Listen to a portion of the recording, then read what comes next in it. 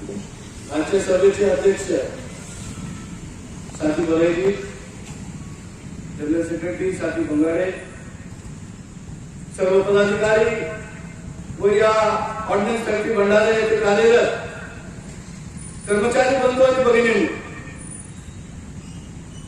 आजची gate meeting कुठली रामकहाणी किंवा प्रवचन देण्यासाठी नाहीये. आजची गेट मीटिंग या ऑर्डिनन्स फॅक्टरी भंडारा बरोबर बाकी 40 फॅक्टरी यांच्या भविष्याबद्दल भारत सरकारने घेतलेला निर्णय आणि या निर्णयाचा आपल्यावर काय परिणाम होणार आहे त्याबद्दल आपल्या कामगार आपल्या कर्मचाऱ्यांबरोबर काही माहिती काही गोष्टी जे फॅक्ट्स आहेत ते आपल्या समोर मांडण्यासाठी गेट मीटिंग संघटनेने आयोजित केलेलं आहे. भाइयों और बहनों, ऐसा ही एक मीटिंग कुछ साल पहले जब आलोनी जी ये फैक्ट्री में थे, सर्विस में थे, तब मैं गेट मीटिंग में करके चला गया था. और उस गेट मीटिंग में भी शायद मैंने यही बोला कि सरकार दिल्ली में कौन बैठा है इसका परवाह न करते दिल्ली में जो हमारे बारे में जो निर्णय हो रहा है, जो फाइन बढ़ते जा रहा है, जो फाइन में एक एक पन्ना बढ़ाया जा रहा है, वो एक एक पन्ना हमें बर्बाद करने वाली है.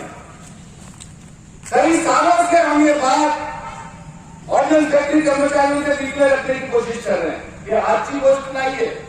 16 तारखेला भले ही भारताचे बीजेपी सरकार त्यांनी ऑर्डिनन्स फॅक्टरी बाबत कॅबिनेटची मीटिंग घेतली, मीटिंग मध्ये त्यांनी हे पारित केलेलं आहे. पण तुमची हे लाल झेंडा गेल्या अनेक वर्षापासून आपण या गोष्टी तुमच्या समोर मांडत आलो आणि आज जे मला दृश्य दिसते सेम दृश्य, सेम अशी प्रतिक्रिया कामगारांची प्रत्येक गेट मीटिंगला. जेव्हा आपल्याला आपल्या भविष्याबद्दलच ऐकायचं नाहीये, जेव्हा आपल्याला आपल्याबद्दलच विचार करत नाहीये, तेव्हा फेडरेशन लाल झेंडा किती जरी तुमच्यासाठी प्रयत्न केला तर हे सरकार आपल्याला सर्वांना धुळीत मिटवल्याशिवाय शांत बसणार नाही. एक भावना व्यक्त व्हायला पाहिजे, एक चीड व्यक्त व्हायला पाहिजे. आपल्याकडे प्रतिक्रियाची अपेक्षा आहे. तर अशी जर प्रतिक्रिया असली की घेतला सरकार निर्णय, आता आपण काय करू शकतो, चला 5 वाजले घरी चला आपलं चहा घ्या आणि नंतर आपण उद्या जाऊन बघायला विचारू तुमचा नेता काय बोलत होता हो, जरा आम्हाला सांगा. हे ऐकता समजून घ्यायचं जो सवय आपल्याला जो लागलेला आहे, हे सवय आणि ही आपली जे सिस्टम आहे, या सिस्टमच्या विरोधातच आज मोदी सरकार काम करत आहे. धडधडीत त्यांच्या भाषणामध्ये सरळ सरळ सांगून मोकळे होतात की कर्मचारी काम करत नाहीये, कर्मचाऱ्यांना काम करावं लागेल. संरक्षण मंत्रालयामध्ये आपले जे उच्च प्रतिनिधी बसले, जे अधिकारी बसले, प्रत्येक मीटिंग मध्ये आपल्याला सांगतात की तुम्ही लोक काम करत नाही म्हणून आम्हाला ही पाऊल उचलावं लागतं. आणि जसं आज तुम्हाला एक गेट मीटिंग द्वारे एआयटीएफचा एक नेता किंचाळून सांगायचा प्रयत्न करतोय आणि ऐकायची जर तयारी नसेल तर परमेश्वर सुद्धा कुणाला माफ करणार नाही. बंधु भगिनींनो, हा जो निर्णय झालेला है, ये जो डिसीजन हुआ है, ये डिसीजन 41 ऑर्डिनन्स फैक्ट्रीज को बर्बाद कर दिया.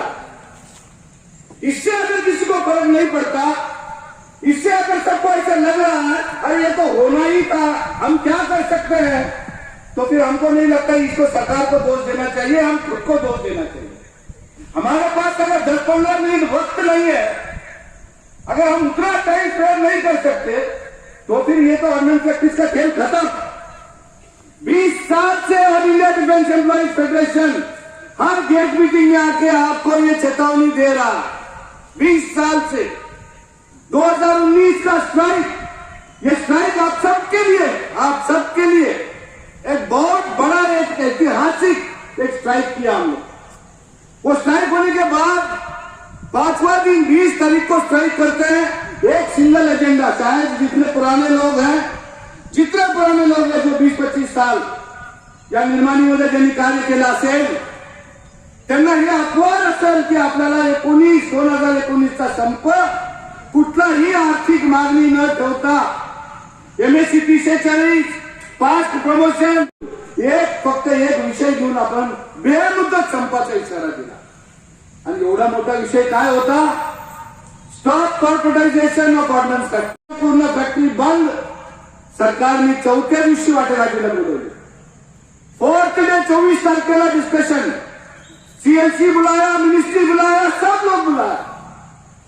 2019 का वो स्ट्राइक में ये डिसीजन हुआ कि भारत सरकार अब कॉर्पोरेटाइजेशन का विचार अब नहीं कर रहा है, आप स्ट्राइक वापस ले लीजिए. हम इस बात को डिस्कस करेंगे, हम इस बात पर चर्चा करेंगे, फेडरेशन की राय लेंगे, उसके बाद सोचा जाएगा. और ये 5 दिन का ऐतिहासिक स्ट्राइक होने के बाद इमिजिएटली दुसऱ्या दिवशी मी माझा एक व्हिडिओ अपलोड केला. काय मिळवलं आपण या 5 दिवसाच्या संपामुळे? अनेक जण आज विचारतायत, प्रश्न करतायत की त्यावेळेला जर संप मागे घेतले नसते तर आज 2021 मध्ये ही पाळी आली नसती.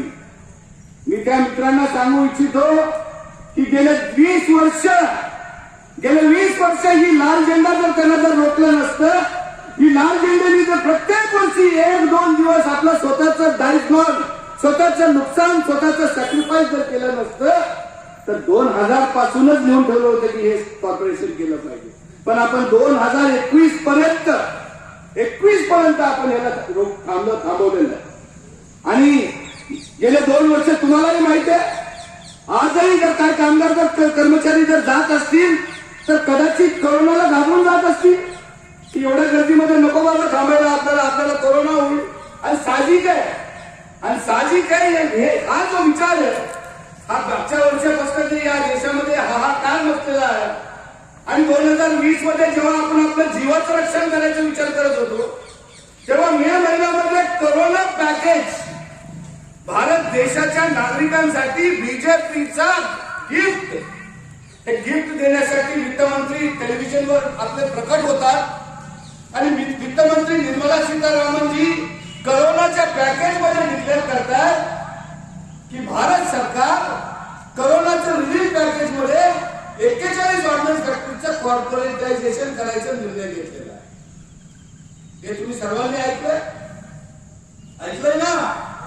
2020चा निर्मला सीतारामनचा कोरोना पॅकेजचा तो न्यूज आपण विचार करत होतो की आपल्या पगारात का वाढ होत आहे का, कोरोनाचं काय लस बद्दल काय बोलतायत का, इंजेक्शन बद्दल बोलतायत का, जीव वाचवण्याबद्दल काय बोलतायत का. इथं तर धडधडीत एक वित्तमंत्री टेलिव्हिजनवर येऊन 41 ऑर्डनन्स फॅक्टरीचा डेथ वॉरंट साईन करून निघून गेली. आणि तेव्हापासून आपण सगळेजण या विषयाचा चर्चा करतोय, चर्चा चालू आहे. 2020 मध्ये संपाचा परत एका नोटीस दिला निर्मला सीतारामन त्याच्या स्टेटमेंटच्या विरोधात. पुन्हा सरकारने बोलवलं, पुन्हा चर्चा, पुन्हा आश्वासन.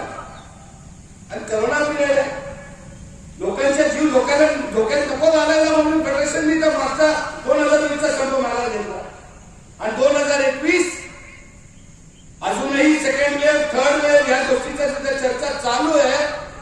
आपलं पूर्ण सुपडा साफ करायचा निर्णय भारत सरकारने घेतला. 16 तारखेला भारत सरकारला निर्णय घ्यायचा आहे. आणि त्याच्या आधी कन्सिलेशन चालू झालं सीएलसीच्या ऑफिसमध्ये दिल्लीमध्ये.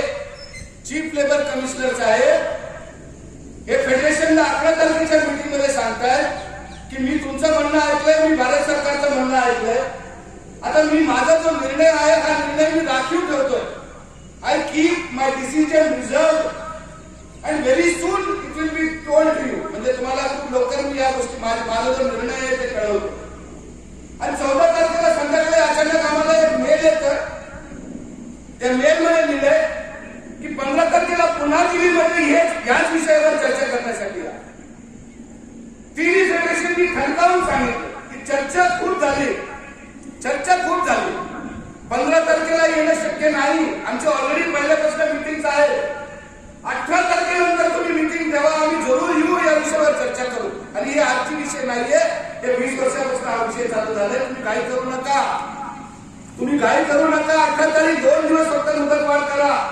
15च्या ऐवजी 18 तारखेनंतर कधी 18 किंवा 18 नंतर कधी आम्ही चर्चा करू आणि या विषयाबद्दल आपण तोडगा काढू. पण आमचे great chief labour commissioner Delhi जे कामगारांना न्याय मिळवण्यासाठी, न्याय देण्यासाठी तो पद आहे. तो पद कशासाठी आहे? मालकांनी मजदूरवर अत्याचार करू नये त्याला थांबवण्यासाठी तो पद निर्माण झालेला आहे. तो एक सेंट्रल गव्हर्नमेंटचा सर्वोच्च पद, जे दिल्लीमध्ये चीफ लेवल कमिशनर म्हणून त्यांचं पद आहे. ते चीफ लेवल कमिशनरने दोनच वाक्य म्हणून मोकळे झाले की आपले फेडरेशनचं आणि मिनिस्ट्री या दोघांमध्ये या विषयावर जर कॉम्प्रोमाइज होत नसेल तर मी फेलियर रिपोर्ट केले. आणि कधी सांगितलेलं 15 तारखेला संध्याकाळी. विचार पडला की या 15 तारखेमध्ये अशी काय नियम आहे की प्रत्येकाला 15 तारीखच पडलेल्या आहे. त्यानंतर प्रत्येक ऑर्डिनन्स फॅक्टरीमध्ये जिथे जिथे आर्म्स अँड अम्युनिशन आहे एरली ग्रुपला एक डीजीएफ कडलं लेटर आलं. 11 का 12 तारखेला एक लेटर आलं की कॉर्पोरेटायझेशन जर झालं तर डीजीएफचं काय रोल असेल, डीजीएफचं कामाचा पद्धत काय असेल याबद्दल जनरल मॅनेजर मी आपल्या एसटीव्हीशी बोला.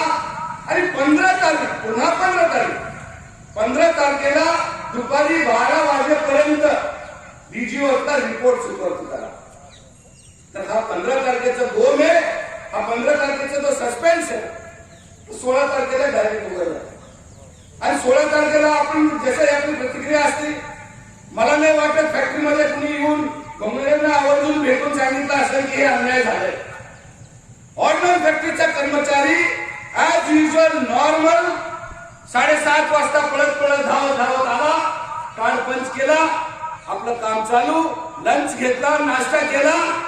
फार तर फेडरेशनला युनियन मालकांना शिवाय दिला असेल की यांच्यामुळे सगळं वाटलं झालं. आपण काय करतोय हे कुणीच विचार केला नाही. भविष्यात काय करायचं, काय त्याग करायचं का, काय भांडायचं का, काय लढायचं का, मला नाही वाटत कुठल्या ऑर्डर फॅक्टरीमध्ये काय चर्चा झाली.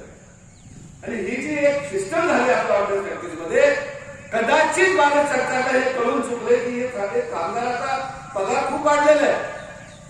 एक अर्धा तास तरी सुद्धा सुट्टी नको आहे कुणाला. सारं चटकं सुद्धा कुणी घ्यायला तयार नाही. मेलं तरी चालेल, बंद पडली तरी चालेल, ठीक आहे, किती दिवस चालतं तोपर्यंत चालू द्या. ही जे भावना आपल्यामध्ये निर्माण झालेली मित्र, ही भावना खूप घातक आहे, खूप घातक आहे. 41 ऑर्डिनन्स फॅक्टरीचा 41चा हा जो संसार आहे, हा संसार 7 तुकडे केलेले आहेत. 7 तुकडे. प्रत्येक तुकड्याचा एक वेगळा व्यवस्थापन, प्रत्येक तुकड्याचा एक वेगळा कारभार. आपण आजच्या तारखेला 5 ग्रुप्स आहोत, ग्रुप पण एकच आहे, बोर्ड एक. ऑर्डिनन्स फॅक्टरी कलकत्ता जो आपला बोर्ड आहे, हा बोर्ड बिल्डिंग पूर्ण रिकामी करायचा ऑर्डर आहे. बोर्ड संपला, ऑर्डिनन्स फॅक्टरी बोर्ड फिनिश. आता जिथे जिथे 7 कॉर्पोरेटचे ऑफिस होतील, या 7 कॉर्पोरेटच्या ऑफिसमध्ये बोर्डच्या अधिकाऱ्याची स्थलांतर होईल. आता आपले जे सिनियर जे ऑफिसर्स आहेत ऑर्डिनन्स फॅक्टरीज मध्ये, यांना ऑर्डिनन्स फॅक्टरीच्या कॉर्पोरेशनची चिंता नाहीये. यांना चिंता आहे की माझी सर्व्हिस किती झाली, मी जीएम कधी झालो, मी एजीएम कधी होतो, आता मला सीएम होण्याचा एक चान्स मिळतोय का, मी मॅनेजिंग डायरेक्टर होऊ शकतो का, हा विचार करायचा. खाली जो आपला कामगार आहे, तो कामगार एकमेकाच्या चेहऱ्याला बघून विचार करतोय की काय होतंय, आमचं भविष्याचं काय. जो सिनियर आहे त्याला 4-5 वर्ष सर्व्हिस आहे, तो सरळ म्हणून उघडा होतो की झालं आमचं काय नाही, आमचं काय होणार नाही, मी आज राजीनामा केलं तर मला फुल बेनिफिट. पण त्या तिन्ही जे आपण मी ते 3 उदाहरण तुमच्या समोर मांडला, तिघांपैकी एकही बोलत नाही की चला राव सगळे एकत्र येऊ आणि आपण आपल्या या निर्माणीला वाचू, आपण आपल्या सर्व्हिस वाचू, आपण आपलं भविष्य वाचू. अरे माझं सर्व्हिस झालं ठीक आहे, मी 7 वर्षात रिटायर होईल, माझा मुलगा भीक मागेल, त्यासाठी तर करावं लागेल, त्यासाठी तर ते जगाचं ओपन पाहिजे का नाही पाहिजे. ज्याची सर्व्हिस आता 20 वर्ष, 25 वर्ष, 30 वर्ष आहे, जिस नौजवान को आज 20-25 साल सर्विस है, मैं पूछना चाहता हूं आप लोगों से, कैसे जियोगे. कोई पूछता है डीजी कॉर्पोरेशन होने से क्या फर्क पड़ता, एक सेंटेंस में बताता हूं क्या फर्क पड़ता. आपका फैक्ट्री में परमानेंट वर्कर आज 2,500 के लगभग है, 2,000 प्लस कुछ 600-700 कॉन्ट्रैक्टर होंगे. जब ये हमारा कॉर्पोरेटाइजेशन डिक्लेयर होगा एमडी सीएमडी ये सब स्ट्रक्चर चेंज होगा, तब ये जो रेशियो है 2000 प्लस परमानेंट और 700 आपका टेम्पोररी मतलब कॉन्ट्रैक्टर, ये रेशियो पूरा उल्टा हो जाएगा। 700 लोग परमानेंट रहेंगे और 2000 से ज्यादा लोग ये फैक्ट्री में कॉन्ट्रैक्ट होकर काम करेंगे। कॉन्ट्रैक्ट, समझिए इस बात को। क्या भविष्य है, क्या बना रहे हो आप लोग? अब गोंगेरे ने अपना ओपनिंग स्पीच में बोला बीएसएनएल ये देश का सबसे बड़ा टेलीकॉम प्रोवाइडर, सबसे बड़ा। जब कोई नहीं था तब बीएसएनएल था, गली गली गांव गांव बीएसएनएल का लाइन है। लेकिन जैसे ही बीएसएनएल को कॉर्पोरेट कर दिया, प्राइवेट वालों को एंट्री दे दिया, आज बीएसएनएल का हालत क्या है? 3-3 महीना तनख्वाह नहीं। बीएसएनएल ऑफिस में जाइए, 2 परमानेंट लोग और 20 कॉन्ट्रैक्टर आपको उधर दिखेगा। 20 कॉन्ट्रैक्टर, आपका कॉल उठाने वाला भी कॉन्ट्रैक्टर, कॉल सेंटर में काम करने वाला कॉन्ट्रैक्टर, आपका लाइन डालने वाला कॉन्ट्रैक्टर। ये कॉन्ट्रैक्टर की जिंदगी अगर जीना है तो इसका स्वागत करो। अगर आपको 20 साल इज्जत की नौकरी करनी है तो लड़ने वाली बात करो। तीनों फेडरेशन इकट्ठा कई मीटिंग कर चुका है, कई बार। कल का मीटिंग में बता रहा हूं, मैं कल खुद दिन भर मीटिंग कर रहा हूं। सुबह 4 घंटा all India defence employees federation का वर्किंग कमेटी का मीटिंग, शाम को 4 घंटा हमारा तीनों फेडरेशन, एआईडीएफ, आईएनटीयूसी, बीपीएमएस का शीर्ष नेता, एमपीडीएफ का नेता, बोर्ड का हेडक्वार्टर का जो एसोसिएशन है उनके साथ मीटिंग, बहुजन समाज पार्टी का जो एक यूनियन है उनके साथ मीटिंग, सबके साथ मीटिंग। सबको रिक्वेस्ट कि आइए मिलकर इसको लड़ेंगे। आपसी मतभेद हो सकता है, मुझे इंटरफेरेंस का पॉलिसी पसंद नहीं हो सकता है। कुछ लोग हमको पिछले कई सालों से झूठा करार देने का कोशिश किया, लेकिन आज हमको बोला वही सच हुआ। वो सब हम बोलने को तैयार है। फर्गेट एवरीथिंग, सब एक साथ आइए, इस निर्माणी को बचाइए। कोई अधिकारी का नुकसान नहीं होने वाला है। ये सेल वही तेरी है। क्या तेरी है? 66, 54, 60 ये किसके लिए लागू है? ये सिर्फ तुमको और मेरे लिए लागू है। हाथ मैला करने वाला जो वर्ग है वो हाथ मैला करेगा, तब जाके 1 अप्रैल को जनरल मैनेजर ये हमारा टारगेट पार्टी कर सकता है, क्योंकि उसका मजदूर हाथ मैला करके काम किया। अगर वो अपना हाथ बहुत साफ रखेगा मजदूर, तो टारगेट का पार्टी कभी नहीं हो सकता। वो टारगेट का पार्टी का कारण आपका मजदूर है। और अगर ये मजदूर के साथ अगर कोई बेइंसाफी होने वाला है तो पूरा ऑर्गेनाइजेशन आना चाहिए। अब डेट क्या डिक्लेयर हो रहा है? 16 तारीख को तो हो गया। अब लोग पूछता है नेक्स्ट क्या नेक्स्ट होगा? ये सीएमडी एमडी का ये जितना हमारा अधिकारी है 1 साल के लिए इनका फॉर्मेशन हो जाएगा, कॉर्पोरेशन डिक्लेयर होगा, आपका फैक्टर हो जाएगा डीम्ड डेपुटेशन कॉर्पोरेशन में। फिर आपको पूछा जाएगा सरकारी रहोगे या उसमें चले जाओगे, और 2 साल में आपको बोलेगा कि 2 साल भारत सरकार आपको हेल्प करेगा। 2 years सपोर्ट, वो तो अभी नोटिफिकेशन में भी लिखा, 2 साल के लिए भारत सरकार आपको सपोर्ट करेगा। अब 2 साल में ये ऑर्गेनिक फैक्ट्री भंडारा का बोर्ड रहेगा, 2 साल में इस फैक्ट्री में उत्पादन क्या रहेगा? क्या गारंटी है कि भारत सरकार ये 60,000 एकड़ जमीन, 60,000 एकड़ जमीन ऑर्गेनिक फैक्ट्रीज का, ये जमीन बेचने खाएगा? क्या गारंटी? हमको क्या मिलने वाला है वो छोड़िए। कई लोग पूछता वीआरएस में मिलेगा, गोल्डन हैंडशेक मिलेगा। अरे भैया मेरे, ये सब विचार दिमाग से निकालो। तुम्हारा छत गिरने वाला है, तुम्हारा घर में आग लगा, इस आग को बुझाने की बात करो। अगर वो आप उसमें कामयाब हो गए तो सब कुछ ठीक रहेगा। अगर वही गिर गया और लेने के लिए तुम खुद जिंदा में रहोगे तो क्या करोगे ये सब लेकर? बाकी विचार दिमाग से निकाल दो मित्रों, मेहरबानी करके निकाल दो। नेशनल काउंसिल का मीटिंग हुआ 26 तारीख। नेशनल काउंसिल का मीटिंग में हमारे कैबिनेट सेक्रेटरी साहब बैठे थे, उनके सामने फेडरेशन का, all India defence employees federation का जनरल सेक्रेटरी बिल्कुल टेबल ठोक के बात किया। 200 साल पुराना ऑर्गेनाइजेशन के आने वाला सरकार ये ऑर्गनायझेशन को पूरा निस्तेनाबूद कर रहा है.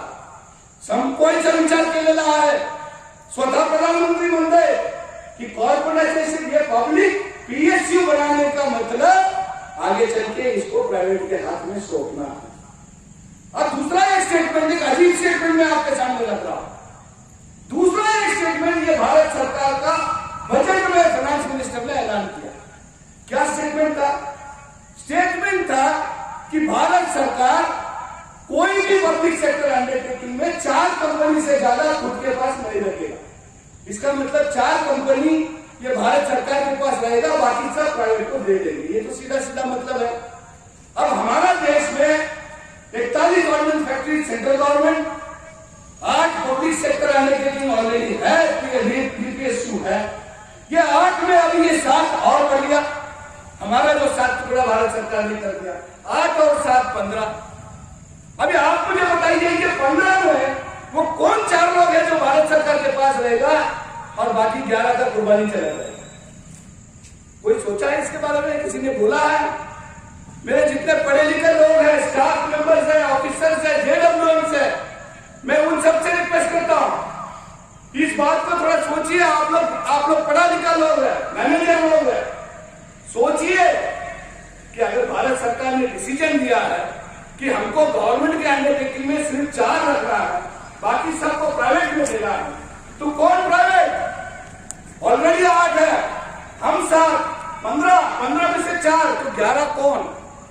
अब हमारा 7 ऑर्डिनेंस फैक्ट्रीज का कहानी देखिए. 2-2, 3-3 फैक्ट्री मिलके एक कॉर्पोरेशन. और एक अजीब बात, ट्रू कंफर्ट कपड़ा बनाने वाला जितना हमारा 3 फैक्ट्री है उसका एक कॉर्पोरेशन, और फील्ड का हमारा जो पैराशूट फैक्ट्री है कानपुर में एक ही फैक्ट्री, एक फैक्ट्री का एक कॉर्पोरेशन. अब ये किसी को समझ में आ रहा क्या चल रहा? इसका एक ही मतलब है, काय अर्थ है याचा? सरळ अर्थ आहे. पॅराशूट ठेवून बाकी 3 विकून टाकतील किंवा हे 3 ठेवून पॅराशूट पहिले विकून टाकतील. सरळ सरळ एक फॅक्टरीचा एक कॉर्पोरेशन, म्हणजे त्या फॅक्टरीसाठी एक सीएमडी, 4 एमडी, त्याच्या खाली सगळे अधिकारी, त्याच्या खाली ती एकच फॅक्टरी. हे असे 7 जे केले, हे 7 तुकडे हे आपली एकता, अपनी ताकत कमी करण्यासाठी केले. और कोई नहीं बचेगा, लिख के लो मेरे से. अगर हमारा अफसर लोग सोच रहा है कि कॉर्पोरेशन हो गया तो मैं एजीएम से डायरेक्ट एमडी बन जाऊंगा, सीएमडी बन जाऊंगा, साहब 1 ही साल के लिए बनोगे. ये रेड्डी आज जो ये भंडारा में जो बोल रहा है, इसको कई डायरी में लिख के रखिए. 1 साल के लिए बनोगे, उसके बाद बाहर का आर्मी ऑफिसर बैठा है, ये बड़ा बड़ा आर्मी ऑफिसर जो चिल्ला चिल्ला के टेलीविजन पर बोल रहा था ऑर्डिनेंस फैक्ट्रीज का जो मैन्युफैक्चरिंग है डिफेक्टिव, ऑर्डिनेंस फैक्ट्री की वजह से हमारा जो जवान है वो मर रहा है, ऑर्डिनेंस फैक्ट्री से हमारा आर्मी को डिमोरलाइज हो, ये बड़ा बड़ा बात करने वाला उनका मेन मकसद था कि इसको कॉर्पोरेट करो और हमको उधर बिठाओ, हमको उधर बिठाओ. हम रिटायर होने वाला है, रिटायर होने के बाद हमको उधर जगह दे दो. तो हमारा ही ऑर्डिनेंस फैक्ट्रीज का लोग जो ख्वाब देख रहा है, ये कभी पूरा नहीं हो सकता. ये सरकार नहीं देने वाला है, ये प्राइवेट में जाने वाला है. ये जमीन देखिए, ये भंडारा माइनस करो ऑर्डिनेंस फैक्ट्रीज को. भंडारा, ढोलंगी, इटारसी, हमारा वरंगाव, भुसावल, निकालो ऑर्डिनेंस फैक्ट्रीज को. कुछ नहीं है, बंजर जमीन है, बंजर. कोई थोड़ी भी नहीं परचेस करेगा. लेकिन वहां एक ऑर्डिनेंस फैक्ट्री है, उस ऑर्डिनेंस फैक्ट्री में वर्कर्स है, वर्कर्स का फैमिली के लिए घर बना, वर्कर के लिए बाजार बना, वर्कर के लिए डेवलपमेंट हुआ. 1000 में बिकने वाला जमीन आज लाखों में बिक रहा. और यही है प्लस जमीन आज टाटा बिरला अंबानी को चाहिए. आपका प्रोडक्ट से किसी को कोई लेना देना नहीं. लिख लो मेरे से. बार बार हम लोग गवर्नमेंट को बोल रहा है, बार बार हर मीटिंग में, कॉर्पोरेट की जगह आप बोलिए हमको क्या करना चाहिए. उत्पादन डबल करना है, 5 साल में 30,000 का टारगेट अचीव करना है, कैसे करना है हम डॉक्यूमेंट देंगे. हम बाद में हमारा वर्कर को जाकर हम रिक्वेस्ट करेंगे कि भाई हम काम बढ़ाना चाहिए, हमको पीसवर्क बढ़ाना चाहिए. 2 पैसा कम मिलेगा चलेगा, लेकिन कॉर्पोरेट मत करो. इतना बोलने के बाद भी भारत सरकार नहीं सुन रहा, इसका मतलब समझिए आप. यही देश है, हर एक वेगळा देश है. मित्रों, या देशामध्ये भारत सरकार 3 इन्स्टॉलमेंट डीए थांबवतं आणि ट्रेड युनियन लीडर बद्दल त्याबद्दल जर लोकांना समजायचा प्रयत्न केला की अरे आपण डीए साठी भांडायला पाहिजे, तर समोरच्या ट्रेड युनियन लीडरला सांगतो तुला अक्कल आहे का? मी गव्हर्नर आहे, सरकारकडे पैसा नाहीये, तर भाऊ दे ना, काय काय फरक पडतं, काहीतरी मिळणार आहे ना, देणार आहे ना जुलैमध्ये. अरे बाबा, या डीए साठी तुमच्या या लाल झेंड्याचे कितीतरी नेते शहीद झाले. शहीद जे घर बांधण्यासाठी ज्यांनी एक ईट लावलं नाही त्याला फरक पडत नाही. त्याला वीट घर पडलं काय, राहिलं काय, जळालं काय, त्याला नाही फरक पडत, कारण त्यांनी कधी त्या घरासाठी कष्टच केलेलं नाही. पण एक एक वीट लावून त्यांनी ते घर उभं केलेलं आहे आणि तो घर जर त्याच्या डोळ्यासमोर जर ढासळत असेल त्याला कष्ट होणार ना. तो तर बोंबलणार ना, जोर जोरात बोंबलणार की थांबावं, वाचवावं. हे केलं पाहिजे आपण. मी या ऑर्डिनन्स फॅक्टरी भंडाराच्या तरुण पिढीला, जुन्या लोकांना आव्हान का करत नाही? कारण जुन्या लोकांनी जे काय कष्ट घेतलेले आहेत, जुन्या लोकांनी जे त्याग केले, त्यामुळं आजही 2021 मध्ये सुद्धा आतापर्यंत तरी आपण साधवतो. लढल्यात ते, त्याग केलाय, बलिदान दिलाय, भरपूर दिला. आता जी नवीन पिढी आहे ज्यांच्यासाठी या लोकांनी आपल्या जीवाचं रान केलेलं आहे, त्या नवीन पिढीला फ्रंट लाईनला येऊन उभं राहायला पाहिजे. कारण तुमचीच नोकरी धोक्यात आहे. तुम्हाला नाही ठेवणार या फॅक्टरीमध्ये. ही फॅक्टरी जास्त दिवस चालू शकत नाही. दोन्ही गोष्टी जाऊन आपलं नेटवर्क चेक करा. आज जेव्हा घरी जातात तेव्हा नेटवर्क चेक करा. निर्मला सीतारामनचं स्टेटमेंट 4 पब्लिक सेक्टर आणि एवढे तुकडे पाडले, आपल्याला नवरत्न स्टेटस सुद्धा मिळणार नाही. सरकारी नावासाठी राहील. आणि बघता बघता तुमच्या माझ्या डोळ्यासमोर घेऊन ठेवा माझ्या गोष्टी. मी जे सांगतोय ते विचार करा घरी जाऊन. मित्रांनो, फक्त आपणच नाही, या देशातला कष्टकरी, संपूर्ण कष्टकरी आज सांगायला आले. कुणालाही माफी नाही. नॅशनल काउन्सिल मीटिंग मध्ये रेलवेच्या प्रोडक्शन युनिट बद्दल एक विचार आला कि आप अभी ऑर्डिनेंस फैक्ट्रीज का कर दिया, अब अगला टारगेट तो आपका रेलवे का, वो जो हमारा मैन्युफैक्चरिंग यूनिट्स है उसको खत्म करने का बात आप लोग करेंगे. तो ये ठीक नहीं है. ये असा एक विचार आला. रेल्वे बोर्डचा चेअरमन त्या मीटिंग मध्ये उपस्थित होते. बोर्डच्या चेअरमननी त्या मीटिंग मध्ये डायरेक्ट फक्त रेल्वे कॅबिनेट सेक्रेटरी साहेबांसमोर काय बोलले ते की हा सरकारचा विचार आहे रेल्वे मॅन्युफॅक्चरिंग युनिट सुद्धा कॉर्पोरेशन करायचं. मी रेल्वेच्या फेडरेशन बाबत त्यांच्याबद्दल, त्यांच्यासाठी मी काही करायला तयार आहे. मी त्यांच्याशी चर्चा चालू केलेली आहे. आमच्या 2-3 बैठकी झालेल्या आहेत आणि मला आशा आहे की लवकरच हा जो तोडगा आहे युनियन फेडरेशन मध्ये आणि रेल्वे बोर्ड मध्ये, त्याच्यामध्ये आम्ही मार्ग काढू.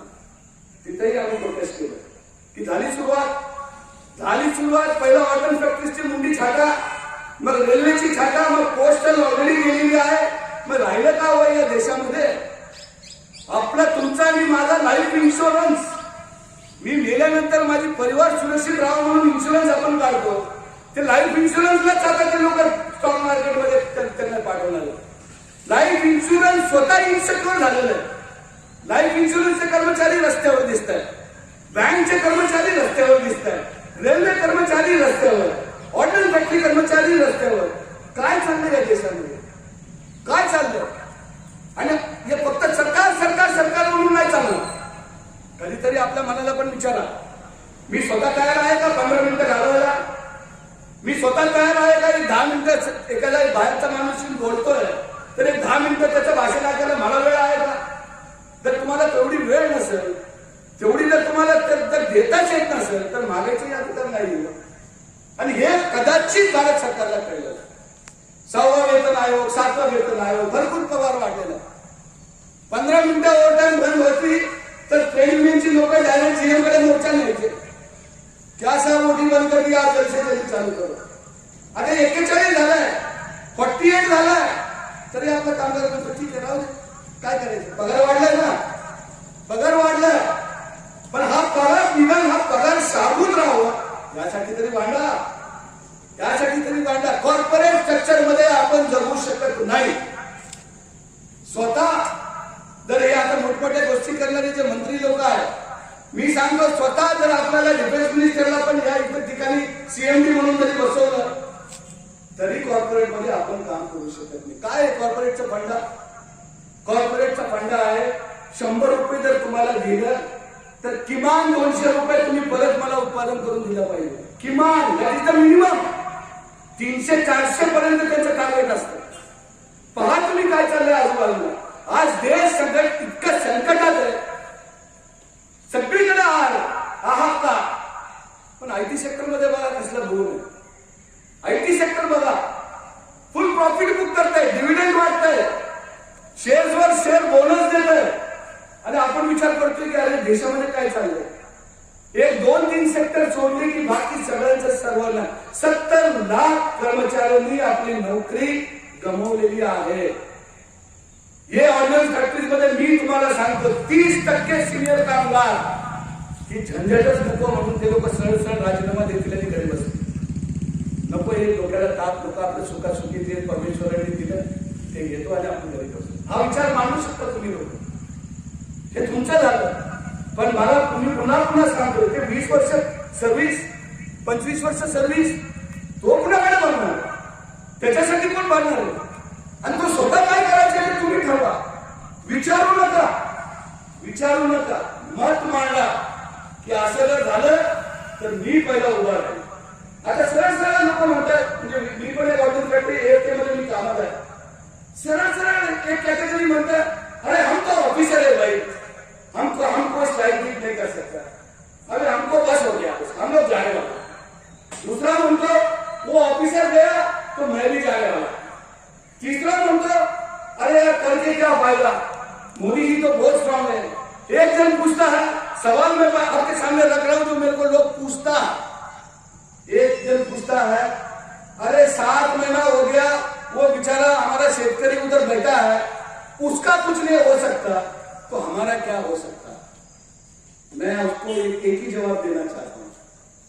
अरे भला माणसा, तुला एवढी अक्कल नाही की 7 महिने भांडतायत. 7 महिने ही सरकार त्यांना भीक घालत नाहीये. हे सरकार त्यांच्याकडे बघायला तयार नाहीये. पण या 7 महिन्यामध्ये तुला तरी वाटलं का की जाऊन एकदा डोकं तरी बघा तुला काय चाललंय. फॅक्टरीच्या आतमध्ये येऊन आता जेवता तुम्ही विषय बोलताय. अरे 7 महीने झाले, उनका कुछ नहीं हो गया तो हमारा क्या होगा. वही लोगों ने डिक्लेयर किया 2024 तक ये देश का जो शेतकरी है ये भारत सरकार को टक्कर देगा. मैं आपको पूछना चाहता हूं, अरे 24 तो बहुत दूर का बात है. जब स्ट्राइक होगा तो 4 दिन 5 दिन रुकने की तैयारी है क्या? कुछ लोग बोलता है पिछला बार स्ट्राइक किया, लोगों ने पैसा ले लिया. ये उसी का नतीजा है मित्रों. भारत सरकार का अकाउंट में तुम्हारा स्ट्राइक का नामो निशान नहीं. अब स्ट्राइक करके 1 महीना स्ट्राइक कर लो, उसके बाद लिख के दे दो कि मैं तो नहीं स्ट्राइक भाग लिया, मेरे को किसी ने रोका, 1 महीने का तनख्वाह भी मिल गया, घर भी बैठ गया, बहुत मजा कर लिया आपको. अब ये जो डिसीजन है, ऐसा जो डिसीजन आया, ये किस लिए आया? भारत सरकार का रिकॉर्ड में मैं ऐसा बहुत छाती खुल के बोल रहा हूं कि 2019 में 5 जून का ऐतिहासिक, वो ऐतिहासिक तो था, लेकिन बहुत सारे लोगों ने पैसा ले लिया. अब क्या कर सकता है हम लोग? बोलो, आप ही बोलो. अब जो लोग ने लिख के दिया कि हम स्ट्राइक में था, उनका सबका रूल के हिसाब से इंक्रीमेंट हो गया, उनका नुकसान हो गया, 5 दिन का दायित्वान हो गया. अरे स्ट्राइक का मतलब क्या है? स्ट्राइक का मतलब है मैं थूकता हूं तुम्हारा ये निर्णय पर, मैं नहीं मानता तुम्हारा निर्णय, मैं लड़ना चाहता हूं. ये है स्ट्राइक. अब स्ट्राइक करके पैसा लेना है और फिर तुम यूनियन को पूछेगा कि आप हमको पैसा मिला के देगा क्या? लाल झंडा नहीं दे सकता, लाल झंडा नहीं कर सकता, हम लोग नहीं कर सकता. मित्रों लड़िए, जागिए. 2-4 दिन का मत सोचिए, 20 साल का सोचिए, 25 साल का सोचिए. स्ट्रक्चर देखिए क्या होने वाला है, आपका क्या हालत होगा इसके बारे में सोचिए. और तब अगर आपको खुद को, आपका मन अगर आपको कुछ बोलता है तो और किसी का मत सुनो, आपका मन का सुनो. अपना फैमिली की तरफ देखो, उस बच्चे की तरफ देखो कि ये बच्चे का भविष्य मेरे हाथ में है.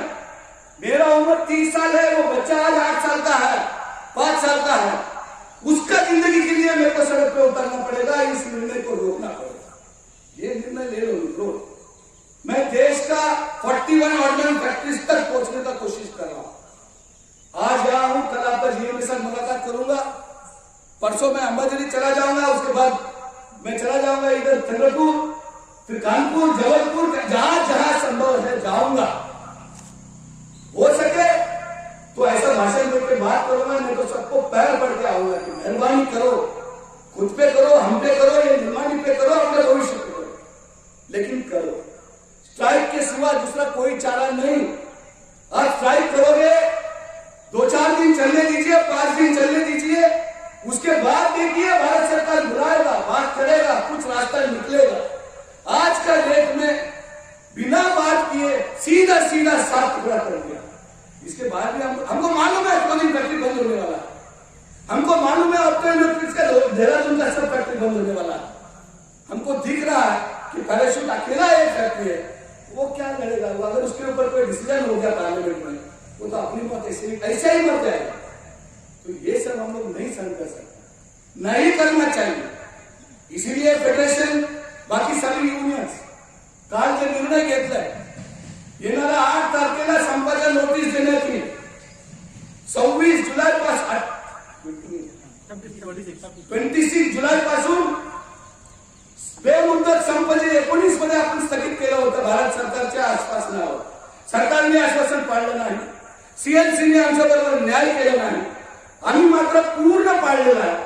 ज्या तारखेपासून सीएलसीची घटना झाली आपण त्या विषयाला हात लावला नाही। कोरोनाचा काळ होता, आपण आपल्याकडनं कुठल्याही प्रकारचं उल्लंघन केलेलं नाही, पण आमच्याबरोबर विश्वासघात झालेला, दगा झालेला, तर या अन्यायाच्या विरोधात आपण लढले पाहिजे। बीए मिळेल का नाही, माझं प्रमोशनचं काय होईल, गोल्डन हँडशेक, हमको बीएसएनएल जैसा कुछ पैसा मिलेगा क्या, 1000 के लिए बीएसएनएल का उस वक्त का लोग अपना जमीन को बेच दिया 1000 के लिए। आज उनका हालत क्या है, आज उनका 3-3, 4-4 महीना पैसा नहीं, तनख्वाह नहीं, यहां तक कि रिटायरमेंट होने वाला जो पेंशनर है उसको 3-3, 4-4 महीना पेंशन नहीं। आप समझ सकता क्या, ये तो तब की बात है जब उनका एग्रीमेंट है, सुप्रीम कोर्ट का डिसीजन उनका फेवर में। तुम्हारे लिए तो कुछ भी नहीं है, सीधा सीधा सभी मंत्री लोग बोलता है ये तो होना है, ये तो होना ही था, वो तो करना ही था। क्या करोगे करके उस सरकार को 41 ऑर्डिनेंस फैक्ट्रीज की जगह और 4-5 फैक्ट्री बनाना चाहिए, और हमने जो बनाया वो हम बेच रहा है, ये बोलना चाहिए।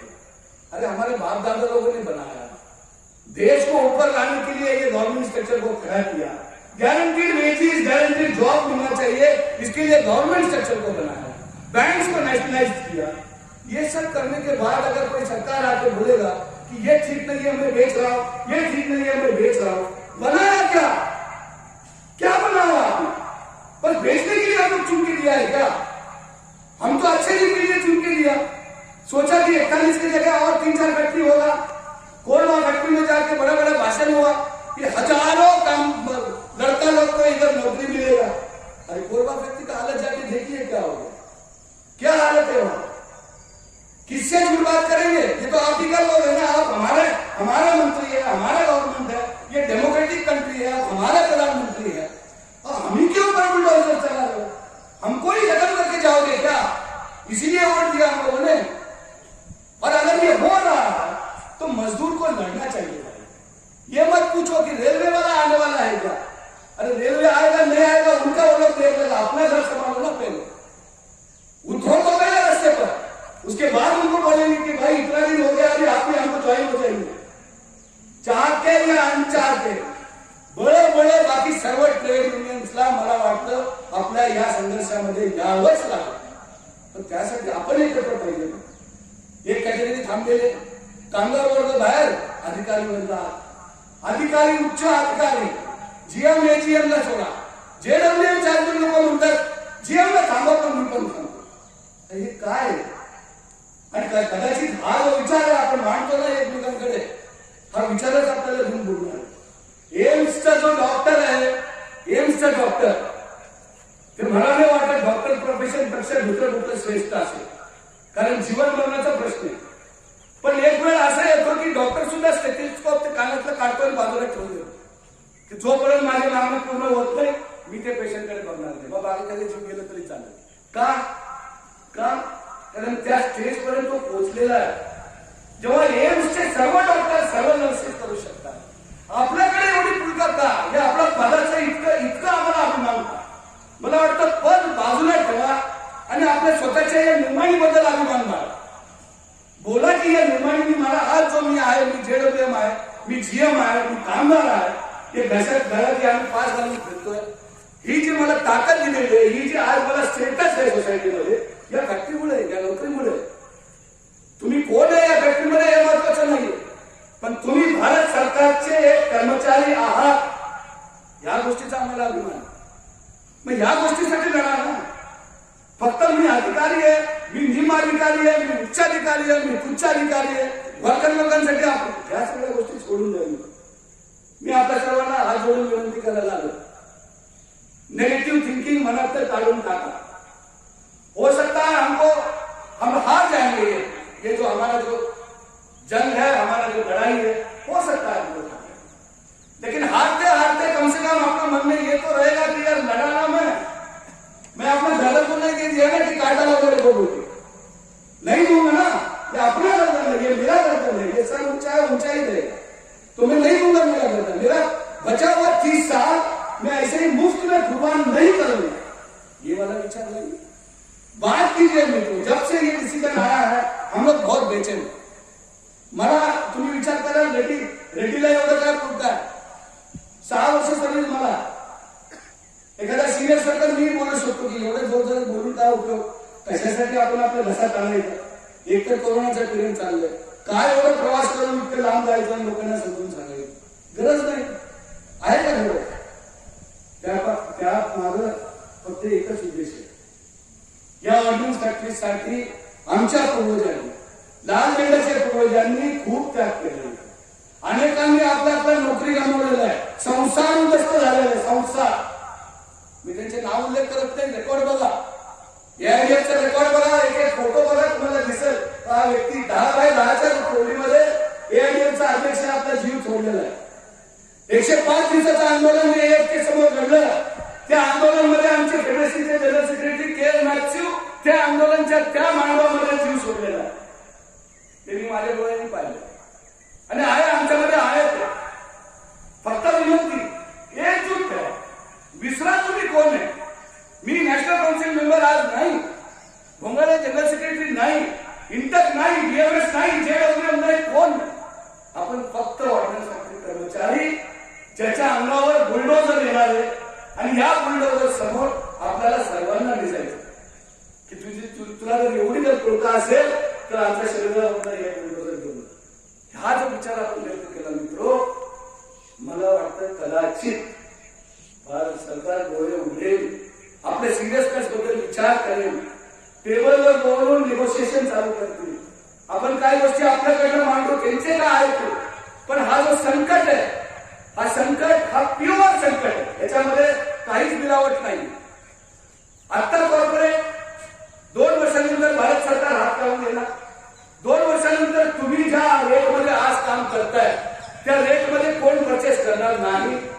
तुम्ही 3 वर्ष सतत, 3 वर्ष तर खूप लांब झालं, 2 वर्ष जरी तुम्ही जर लॉस बुक केला झालं, तुमचे हातपाय असे वर बांधून तुम्हाला हाकून देते की बस झालं, यू बेच दो, कोई और टाका बोला आते तुमचे नाही होगा. कारण तुम्ही प्रायव्हेट होण्याच्या मार्गावर उभे आहात. कॉर्पोरेट झाले त्याचा अर्थ नेक्स्ट प्रायव्हेट, डायरेक्ट प्रायव्हेट. आणि प्रायव्हेटची काय अवस्था होती, काय असतं हे कदाचित तुमच्या बाकी नातेवाईक मित्र जिथे काम करतात त्यांना जाऊन विचारा. आणि नाही जाऊ शकत, तुम्ही जे उत्पादन करताय, मुळात आम्ही जे उत्पादन करतोय 41 ऑर्डिनन्स फॅक्टरी, हे भंडाराच्या या मार्केटमध्ये आपण विकू शकतो का? मी तुम्हाला सांगतो, अॅम्युनिशन फॅक्टरीमध्ये आम्ही जवळजवळ 25-30 प्रकारचे बॉम्ब बनवतो आणि स्क्वाड्स बनवतो, कारतूस बनवतो, रायफल हे बनवतो, 7.62, 5.56, 9mm कारतूस बनवतो. मी म्हणतो भारत सरकारने आम्हाला सांगावं कि एक के कॉर्पोरेट हो गया, जाओ खड़ी बाजार में, पूना का बाजार में जाके तुम्हारा वो स्टॉल लगा दो और प्रॉफिट कमा लो. या देशामध्ये सर्वात श्रीमंत कंपनी ही अॅम्युनिशन फॅक्टरी आहे. राहील का नाही? राहील का नाही? अहो खूप जण आहेत परचेस करणारे ओपन मार्केटमध्ये, पण आम्ही देशभक्त आहोत. देशभक्त आम्ही जे बनवतोय ते फक्त आमच्या आर्मी, नेव्ही, एअरफोर्स साठी बनवतोय. ओपन मार्केटसाठी नाही, आणि जेव्हा तुम्ही ओपन मार्केटसाठी उत्पादनच करत नाही तर कसला आला तुमचा प्रॉफिट? कुठून कमवणार तुम्ही प्रॉफिट? काय आहे तुमचं प्रॉफिटचं पर्सेंटेज? आणि प्रॉफिटसाठी तुम्ही काय करणार हे विचार करा. हे विचार करा, आपल्या भविष्याबद्दल विचार करा. मी ज्या काही गोष्टी तुमच्या समोर मांडल्या या सगळ्या गोष्टींवर नीट विचार करा. डीएची काळजी करू नका. सरकार तुमच्यावर उपकार करत नाहीये, उलट आमच्यावर अन्याय केलेला आहे. डीए बंद केलं तेव्हा पेट्रोल 70 रुपये होतं. आता डीए चालू केलंच पाहिजे, कारण 100 गाठलेलं आहे, पुढे चाललेलं आहे. महागाई वाढलेली आहे. डीए महागाईच्या आधारावर मिळतो. आणि हे डीए 3 महिने बंद करून आता अचानक टेलिव्हिजनवर आपले मोठे मंत्री येतील आणि म्हणतील की भारत सरकार 35 लाख केंद्र कर्मचाऱ्यांना तोहफा देणार आहे. तोहफा नाही, तो आमचा हक्क आहे. तर तो हक्क द्या, आणि ते गेल्या 18 महिन्याचा आमचा जो अरियर्स आहे ते अरियर्स पण द्या. हे आम्ही खंतावून कॅबिनेट सेक्रेटरीच्या मीटिंगमध्ये नॅशनल कॉन्फरन्सच्या मीटिंगमध्ये मागण्याबद्दल काळजी करू नका. मागण्याबद्दल फेडरेशन आहे, हे आयडीएफ आहे. आता अस्तित्वाचा प्रश्न. मी आपल्या सर्वांचा खूप वेळ घेतलेला आहे. व्यवस्थापनाचाही मी अभिनंदन करेन, धन्यवाद मानतील की अशा या कोरोना काळामध्ये त्यांनी गेट मिटिंगचा आपल्याला परवानगी दिला आणि तुम्ही सर्वजण आपला बहुमूल्य वेळ दिलेला आहे. त्याबद्दल मी सर्वांचा आभार व्यक्त करतो. आणि हे इच्छा किंवा माझी प्रार्थना समजा, हे प्रार्थना तुम्हाला करतोय की येणारा काळ जे तारीख ठरवलेला आहे, एकत्र राहा, यशस्वी राहा आणि एकमेकाच्या खांद्याला खांदा लावून उभा राहा. कुठलीही ताकद आम्हाला झोपू शकत नाही. लाल झेंडा करे पुकार, इन्कलाब जिंदाबाद, लाल झेंडा करे पुकार, इन्कलाब जिंदाबाद, विजय असो, विजय असो.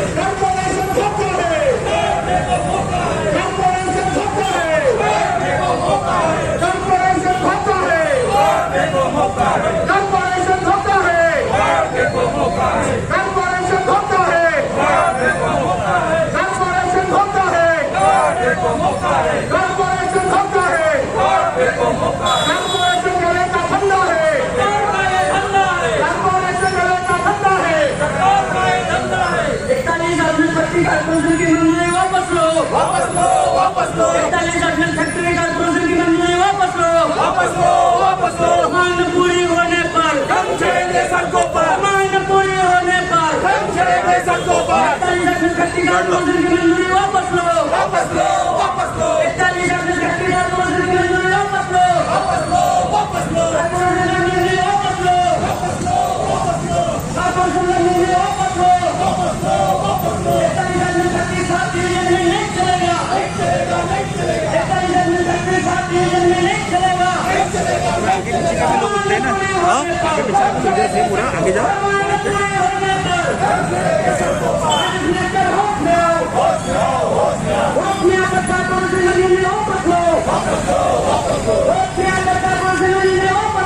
वापस लो, वापस लो.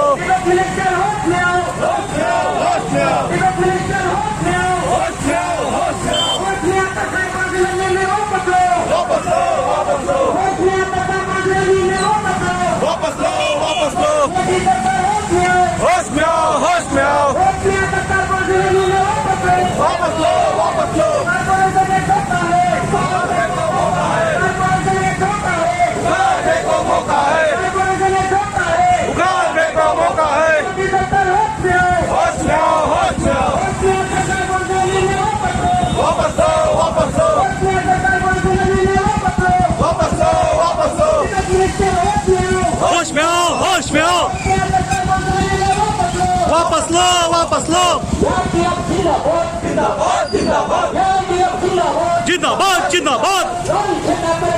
इन्कलाब जिंदाबाद इंकलाब जिंदाबाद हल्ला बोल हल्ला बोल हल्ला बोल हल्ला बोल हल्ला बोल हल्ला बोल हल्ला बोल हल्ला बोल हल्ला बोल हल्ला बोल नहीं चलेगा नहीं चलेगा नहीं चलेगा